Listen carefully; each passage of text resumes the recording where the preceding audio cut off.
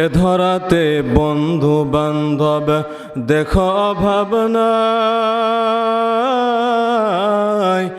অন্ধকার কবরেতে দেখো বন্ধু কেহ নাই। লা ইলাহা ইল্লাল্লাহ, লা ইলাহা ইল্লাল্লাহ, লা ইলাহা ইল্লাল্লাহ। ভাইজান বহু দূরে মদিনা, ভাইজান বহু দূরে মদিনা, আমরা কেমনে যাব জানি না। দয়া করো দয়ার আল্লাহ, দয়া করো দয়ার আল্লাহ, মিটাও মনের বাসনা। লা ইলাহা ইল্লাল্লাহ, লা ইলাহা ইল্লাল্লাহ। এই কালেমার দাওয়াত দিতে মার খেলেন তায়েফেতে, এই কালেমার দাওয়াত দিতে মার খেলেন তায়েফেতে। দাঁত ভাঙ্গিলেন, রক্ত দিলেন, ঘর ছেড়ে গেলেন মদিনাতে। লা ইলাহা ইল্লাল্লাহ, লা ইলাহা ইল্লাল্লাহ, লা ইলাহা ইল্লাল্লাহ মুহাম্মাদুর রাসূলুল্লাহ সাল্লাল্লাহু আলাইহি ওয়াসাল্লাম।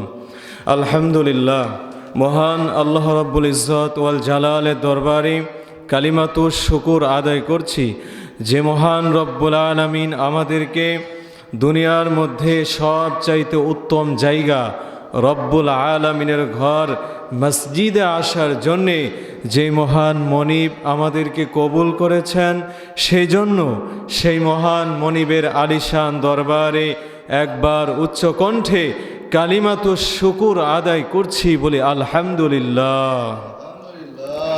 দরুদ ও সালাম পেশ করছি মানবতার মুক্তির দিশারি, মানবতার মুক্তির সনদ সৈয়দুল মুরসালিন ও খাতামুন নবিয়্যিন আশরাফুল আম্বিয়া, মহানবী, শেষ নবী, সৃষ্টির প্রধান আকর্ষণ, সেই নবীর শানে একবার দরুদ ও সালাম পেশ করছি, আওয়াজ তুলে বলি সাল্লাল্লাহু আলাইহি ওয়াসাল্লাম। সম্মানিত হাজরিন, আমরা গত জুমায় আলোচনা করেছিলাম আদর্শ পরিবার, সুখী পরিবার গঠনের 1 নম্বর ফর্মুলা সম্পর্কে বিস্তারিত আলোচনা করেছিলাম। আদর্শ পরিবার, সুখী পরিবারের 1 নম্বর বৈশিষ্ট্য হলো একজন যুবককে একজন উত্তম জীবন সঙ্গিনী নির্বাচন করতে হবে এবং একজন যুবতীকে একজন উত্তম জীবন সঙ্গী নির্বাচন করতে হবে। কথা বলেন ঠিক কি না? কারণ আল্লাহর হাবিব বিশ্বনবী মুহাম্মদুর রাসূলুল্লাহ সাল্লাল্লাহু আলাইহি ওয়াসাল্লাম বলেন, আদ-দুনিয়া কুল্লুহা মাতা, এই দুনিয়ার মধ্যে যা কিছু আছে সব কিছু হলো সম্পদ। ওয়া খায়রু মাতা'id দুনিয়া আল মারআতুস সালিহা, আর সমস্ত সম্পদের মধ্যে সবচাইতে উত্তম সম্পদ হলো একজন নেককার স্ত্রী। জুড়ে বলেন সুবহানাল্লাহ।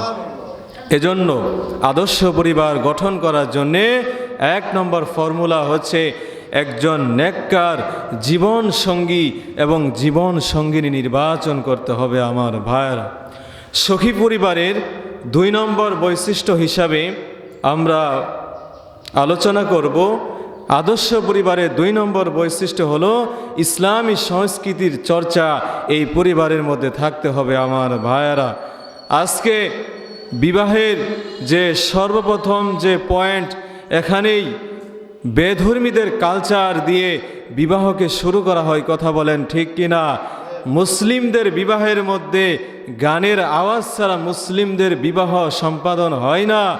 এর চাইতে কপাল পোড়া মুসলমান, এর চাইতে দুর্ভাগ্যের বিষয় মুসলমানদের জন্য আর কিছুই হতে পারে না। কথা বলেন ঠিক কি না? অথচ আল্লাহর হাবিব সাল্লাল্লাহু আলাইহি ওয়াসাল্লাম এই পৃথিবীতে এসেছিলেন পৃথিবীর সমস্ত বাদ্যযন্ত্রগুলোকে ভেঙ্গে চুরমার করে দেওয়ার জন্য। কথা বলেন ঠিক কি না? এজন্য মুসলিমদের বিবাহের মধ্যে গানের আওয়াজ, ইহুদি নাসরা খ্রিস্টানদের কালচার মুসলিমদের বিবাহের মধ্যে হতে পারে না। কথা বলেন ঠিক কি না?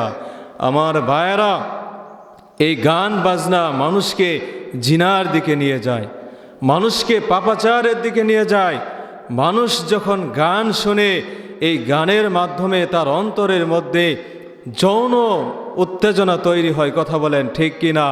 এজন্য গান শোনা থেকে মুসলমানদেরকে বিরত থাকতে হবে। আমার ভাইয়েরা, এই গান শোনার কারণে কোরআনে কারীমের তিলাওয়াত শোনার প্রতি মানুষের অন্তরে অনীহা তৈরি হয় এবং আল্লাহ রাব্বুল আলামিন ১৫০০ বছর আগে বিশ্ব নবীর উপরে কোরআন নাজিল করে আমার আল্লাহ রাব্বুল আলামিন জানায় দিলেন, ওয়ামান আরাদা আন যিকরি ফাইন্না লাহু মাঈশাতান দনকা ওয়া নাহশুরুহু ইয়াউমাল কিয়ামাতি আ'মা। জোরে বলেন আল্লাহু আকবার। আল্লাহ রাব্বুল আলামিন বলেন, এই পৃথিবীতে যারা আমি আল্লাহর জিকির থেকে মুখ ফিরায় নিবে, আমি আল্লাহর কোরআনের আইন থেকে যারা মুখ ফিরায় নিবে, আমি রব্বুল আলামিন এই দুনিয়াতে তাদের জন্য দুইটি শাস্তির ব্যবস্থা করলাম। জোরে বলেন নাউজুবিল্লাহ। ফাইন্না লাহু মাঈশাতান দনকা ওয়া নাহশুরুহু ইয়াউমাল কিয়ামাতি আ'মা। আমি আল্লাহ রাব্বুল আলামিন তাদেরকে অনটনপূর্ণ জীবন দান করব। জোরে বলেন নাউজুবিল্লাহ। এজন্য আমার ভাইয়েরা, যারা আল্লাহর আইন থেকে মুখ ফিরায় নিবে, গানের আওয়াজ ইসলাম বিরোধী, ইসলামের ইসলাম যে সমস্ত বিষয়গুলোকে হারাম করেছে, এই সমস্ত হারাম বিষয় যারা নিমজ্জিত হবে, এই সমস্ত কাজের সাথে যারা জড়িত হবে, আল্লাহ তাআলা এই দুনিয়ার জীবনে তাদেরকে অনটনপূর্ণ জীবন দান করবেন। জোরে বলেন নাউজুবিল্লাহ। তাদের টাকা থাকবে, সম্পদ থাকবে, সব থাকবে, কিন্তু তাদের মনের প্রশান্তি থাকবে না। আমার ভাইয়েরা, এজন্য যারা গান শোনে তাদের অন্তরের মধ্যে আমার ভাইয়েরা কোরআনে কারীমের তিলাওয়াত শোনার প্রতি অনীহা তৈরি হয়। শুধু তাই নয় আমার ভাইয়েরা, গান যখন বান্দা শোনে, গান শোনার কারণে বান্দা আখিরাত থেকে বিমুখ হয়ে যায়। জোরে বলেন নাউজুবিল্লাহ। শুধু তাই নয় আমার ভাইয়েরা, বুখারী শরীফের ৫৫৯০ নম্বর হাদিসের বর্ণনা, ক্বালা রাসূলুল্লাহি সাল্লাল্লাহু আলাইহি ওয়াসাল্লাম, লা ইয়াকুনান্না মিন উম্মতি আকওয়ামুন ইস্তাহিল্লুনাল হিরা ওয়াল হারিরা ওয়াল খামরা ওয়াল মাআসিম। আল্লাহর প্যারা হাবিব মুহাম্মদুর রাসূলুল্লাহ সাল্লাল্লাহু আলাইহি ওয়াসাল্লাম বলেন, অচিরেই আমার উম্মতের মধ্যে এমন একটা দল আসবে যারা জেনা ব্যভিচারকে হালাল মনে করবে, রেশমি পোশাক পরাকে যারা হালাল মনে করবে এবং মাআজিম এবং গান বাজনাকে হালাল মনে করবে। জোরে বলেন নাউজুবিল্লাহ। আমার ভাইয়েরা, যারা ইসলামের বিধানগুলো মানতে পারে না, না মানার কারণে কখনো ঈমান চলে যায় না, কিন্তু যারা হারামকে হালাল মনে করবে, যদিও সে নামাজ পড়তে পারে, রোজা রাখতে পারে, হজ করতে পারে, যাকাত দিতে পারে, ইসলামের কোনো হারাম বিষয়কে কেউ যদি হালাল মনে করে সঙ্গে সঙ্গে তে ঈমান থেকে বের হয়ে যায়। জোরে বলেন নাউজুবিল্লাহ। আমার ভাইয়েরা, আজকে বিবাহের অনুষ্ঠানে, মুসলিমদের বিবাহে গানের আওয়াজ ছাড়া, বক্স ছাড়া বিবাহ হয় না। এটা মুসলমানদের জন্য একটা দুর্ভাগ্যের বিষয়। কথা বলেন ঠিক কি না? আমার ভাইরা, ইসলামের কোনো বিষয়, হারাম বিষয়কে যদি আপনি হালাল মনে করেন, আপনার তামাম জীবনের সমস্ত ইবাদতগুলো ধ্বংস হয়ে যাবে। আমার ভাইরা, শুধু তাই নয় আমার ভাইরা, এই পৃথিবীতে যারা গান বাজনা নিয়ে মত্ত থাকবে, গায়ক গায়িকাদের নিয়ে যারা নাচানাচিতে মত্ত থাকবে, আল্লাহর নবীর হাদিস সাক্ষী দেয় রব্বুল আলামিন তাদের উপরে 3টি আযাব দিবেন। জোরে বলেন নাউজুবিল্লাহ। 1 নম্বর খসফুন, ভূমিধস হবে, জমিনকে আমার আল্লাহ রব্বুল আলামিন ধসায় দিবেন অচিরেই। 2 নাম্বার, তাদের উপর জুলুম চাপায়া দেওয়া হবে, কসফুন, ওপর থেকে পাথর নিক্ষেপ করা হবে। 3 নাম্বার হলো আল্লাহ রব্বুল আলামিন তাদের চেহারাগুলো